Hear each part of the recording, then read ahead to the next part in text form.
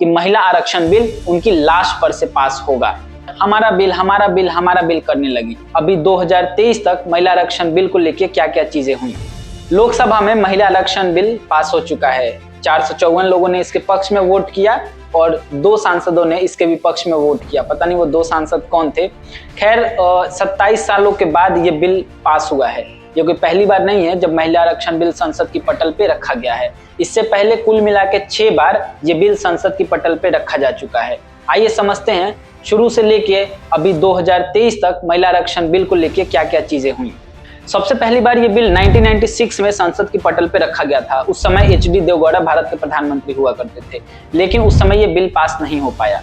उसके बाद जब अटल बिहारी वाजपेयी जी प्रधानमंत्री बने तब 1998 में फिर से इस बिल को पेश किया गया, लेकिन उस समय अटल जी की सरकार बहुत सारे पार्टियों के सपोर्ट के साथ चल रही थी।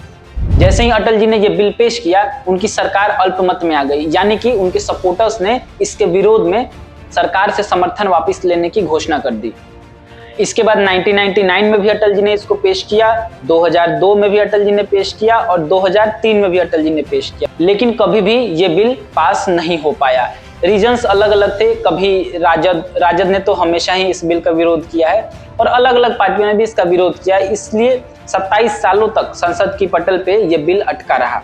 1998 में जब ये बिल लाया गया था तब संसद में कुछ ऐसी घटना घटी थी जो भारतीय लोकतंत्र के इतिहास में एक काला धब्बा है। अब ये समझने की कोशिश करते हैं कि जो बिल महिलाओं के सशक्तिकरण के लिए इतना जरूरी है, वो बिल पिछले 27 सालों से संसद में क्यों अटका हुआ था। इसका जो सबसे इंटरेस्टिंग फैक्ट है वो है 1998। समझिए कि 1998 में क्या हुआ था।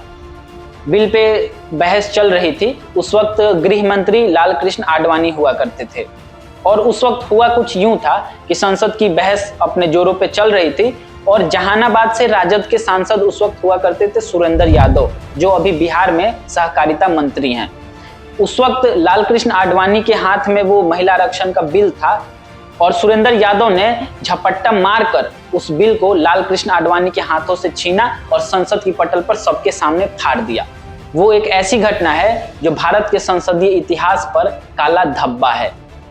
इसके अलावा आते हैं 2010 में, जब 2008 में कांग्रेस ने दोबारा इस बिल को राज्यसभा में पेश किया तो राज्यसभा में ये बिल भारी बहुमत के साथ पास हो गया था।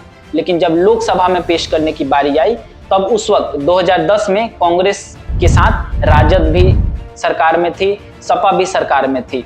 लालू यादव, शरद यादव और मुलायम यादव, ये तीनों लोग महिला आरक्षण बिल के धुर विरोधी हुआ करते थे। लालू यादव ने यह कहा था कि महिला आरक्षण बिल उनकी लाश पर से पास होगा।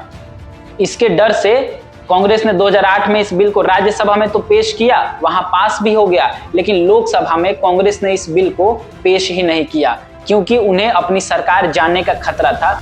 उस वक्त राजद और सपा ने कांग्रेस से समर्थन वापस लेने की घोषणा कर दी थी। ये कुछ ऐसे फैक्ट्स थे जिनकी वजह से पिछले 27 सालों से महिला आरक्षण बिल संसद में पास नहीं हो पाया था। अब ये समझते हैं कि इस बिल के पास हो जाने से संसद में महिलाओं की स्थिति पे क्या फर्क पड़ेगा। ये समझने के लिए पहले ये समझना जरूरी है कि संसद में अभी महिलाओं की वर्तमान स्थिति क्या है।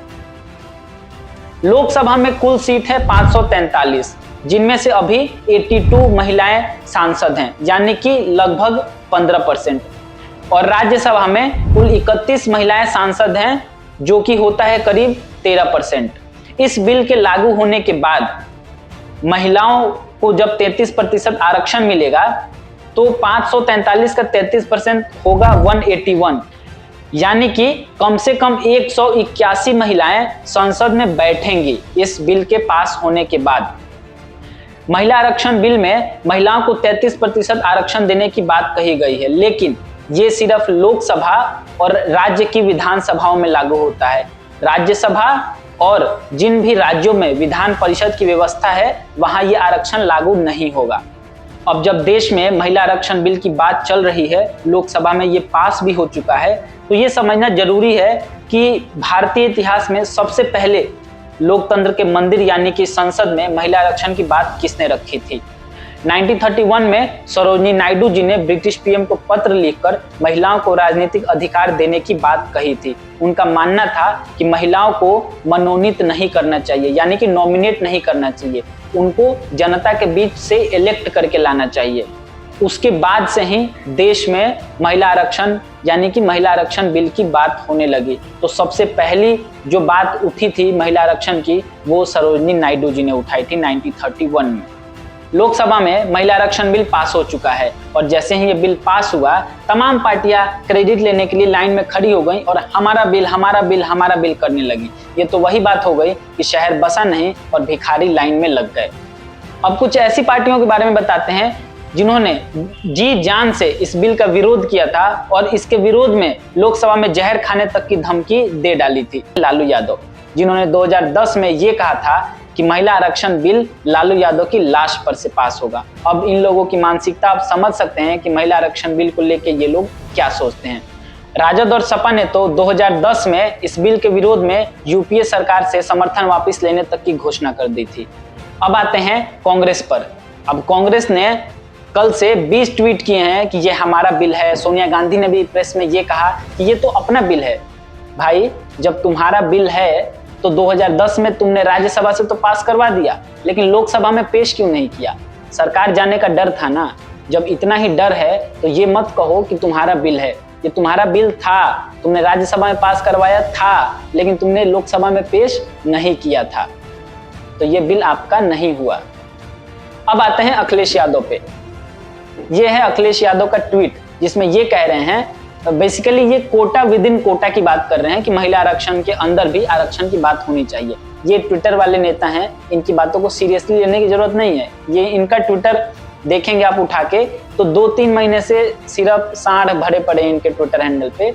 अब आते हैं नीतीश कुमार पे। नीतीश कुमार फिलहाल महिला आरक्षण बिल का समर्थन कर रहे हैं और लंबा चौड़ा फेसबुक पोस्ट लिख के उन्होंने महिला आरक्षण बिल को समर्थन दिया है। अब नीतीश कुमार इतने पलटी मार हैं, आज उन्होंने समर्थन किया है, कल वो पलट भी सकते हैं, तो इनकी भी बातों को सीरियस लेने की जरूरत नहीं है।